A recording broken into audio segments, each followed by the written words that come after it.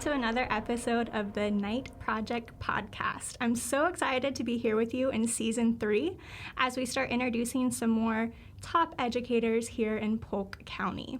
As you know, it is fall, and one of the many great things about fall here is that it is time for Ed Camp. So today I'm joined by 2 Ed Camp pros, Jessica and Katy. So why don't you guys go ahead and introduce yourselves? Hi, I'm Katy Holmes. I currently work at Willow Oak School as a 3rd grade teacher. I have been with Polk County Public Schools for 15 years, and Willow Oak is my 3rd school that I have been at. Awesome. And I'm Jessica Sherotski, and I'm in my 13th year now. I taught 4th grade for 8 years, and I've been in 1st grade ever since, and I'm at Willow Oak School with her, and I taught at Highlands Grove before that. Awesome. I love that you're both from Willow Oak School and from different grade levels, because we'll kind of get some input from both sides there with that. So that's really neat. So go ahead and tell me, what is Ed Camp?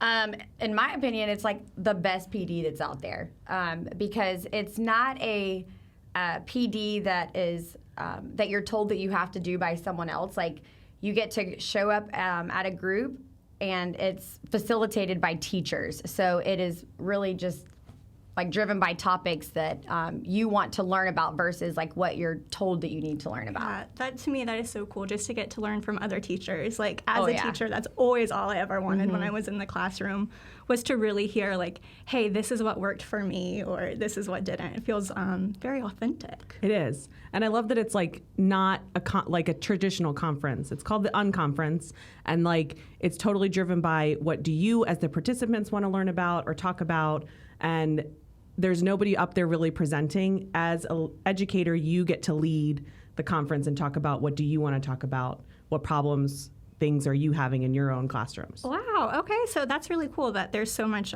participation and that you get to kind of control where the discussion goes. So I am obviously new to Polk County, so I have never been to an Ed Camp here. If I was walking through the doors, can you guys tell me, like, what would I expect? Well, when you first walk in, I don't know if they're going to do this at the next one, but one of the best parts, of course, is you get some snacks and you get some great door prizes. There will be snacks, don't worry, guys. But outside of that, you walk in and you're going to see lots of teachers in different groups. They'll be in like sessions, and they usually have different rooms or different corners of the room, and you're going to see usually they're sitting in a group, and you just see a lot of conversation going back and forth between different teachers. You'll see sticky notes, up on the wall of different topics that teachers want to talk about, or something they feel like they might be an expert in and that they can teach others about. But you're pretty much just going to see, teachers that are all coming together and sharing their ideas with each other. Okay. So one of my favorite things that I think about before going to Ed Camp is I think about what problems do I have in my classroom that I want to talk to other Polk County educators about. What is something that is going super well in my classroom that I could share with others? Because when you do first walk in, there are sticky notes that you put on the wall with things that are problems, like classroom management, or if there's certain topics that you want to talk about in terms of technology, and you stick those on the wall on chart paper. And then the teacher engagement team, they work together to kind of come up with the 4 sessions that are going to happen during those time periods. Another great thing is that Ed Camp has the rule of 2 feet. Yes. And so if you are in one session and you're talking about something and you're like, this isn't really going the direction I would like it to go, or I've gotten what I need to from this, you have the ability to be able to walk up and leave and go to a new session. And there's no hard feelings. There's nothing against it. Right. You are free to move to any sessions at any time during the course of the conference.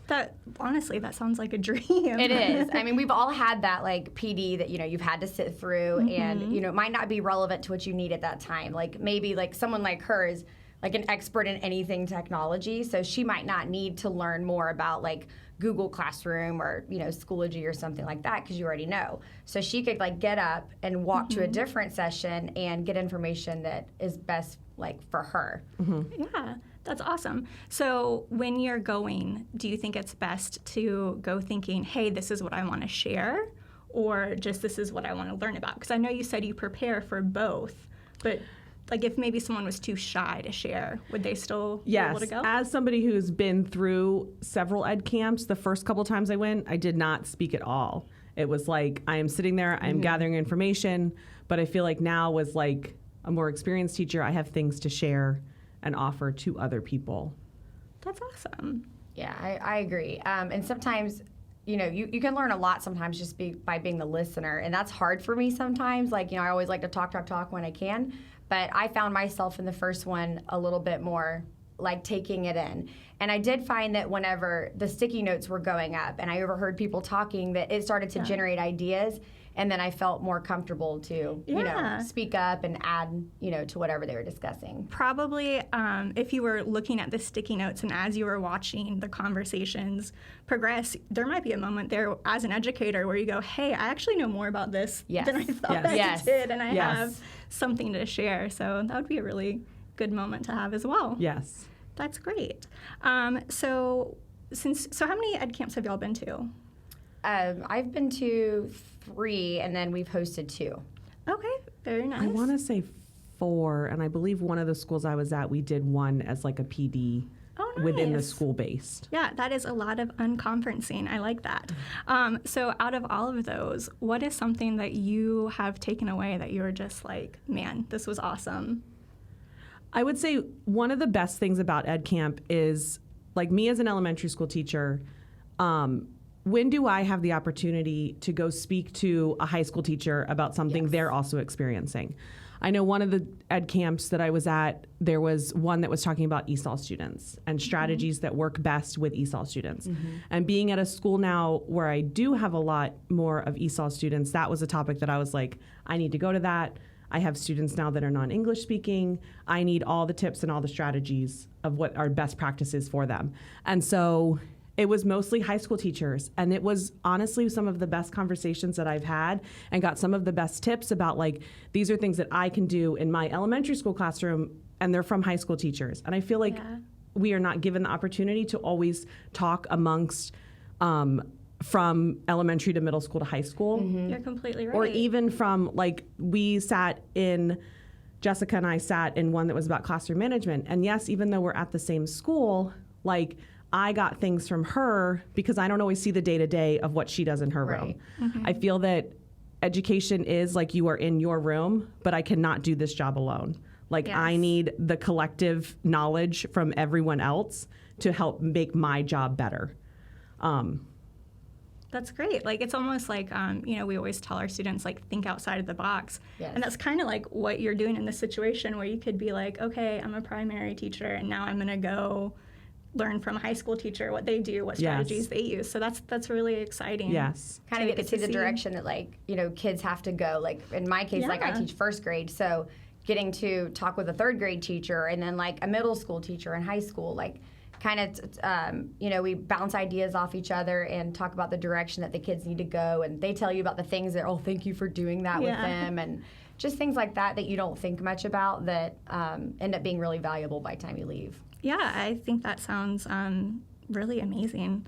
And even when you do it on, like, a school-based level, like, you get to really think about, okay, these are our students that we have at this school. What are best practices that we're doing that could be moved through other classrooms and other grade levels? So having those conversations is important. That is very important. And on a school-based level, I can see how amazing that is. But also, it being Polk County schools is great too, because Polk County is so huge. There's so many different schools with so many different kind of expertise, like, you know, things that they really kind of own and are great at. So there's a lot of talent in the county, and, like, and we don't always get the chance to, you know, talk to their teachers and get those different ideas and see how other schools are doing things maybe a little bit differently. So we might, like, you know, bring up, like, say something like PBS, like, you know, we might give out, like, say we give out our, like, little Blue Jay bucks, you know, and we might find out from another school that they do something like that, like incentives, different rewards and things they do. That's kind of neat to see how one school does it compared to another. And we often can bring the ideas back, and, you know, it starts to spread like wildfire, you know, among everybody. So. It keeps everything really fresh. I would say even too, like, one of the ed camps I went to a few years ago, we found out that our school that I was at and another school, we had kids that were from the same area. And so we were talking about how do we get those families involved? How do we get them to be involved in what we're doing and that type of thing?